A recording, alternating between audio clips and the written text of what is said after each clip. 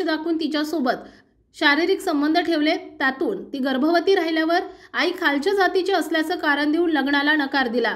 तरुणीचा गर्भपात करवल्याचा प्रकार समोर आलाय। या प्रकरणी एका 19 वर्षीयाच्या तरुणीनं लोणी काळभोर पोलिसांकडे फिर्याद दिली आहे। त्यानुसार पोलिसांनी संयोग गायकवाड याच्यावर अॅट्रॉसिटीचा गुन्हा दाखल केलाय। हा प्रकार 8 ऑक्टोबर 2022 ते 8 सप्टेंबर 2024 या दरम्यान घडलाय।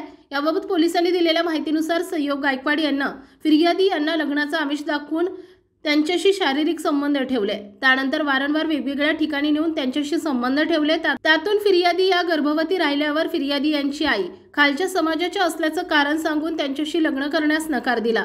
तसेच त्यानं फिर्यादी यांच्या गर्भातील 10 आठवडे 15 दिवस वयाच्या बाळाचा उरुळी कांचन येथील एका हॉस्पिटलमध्ये गर्भपात करवला आहे। पोलीस उपनिरीक्षक नलावडे तपास करतायत।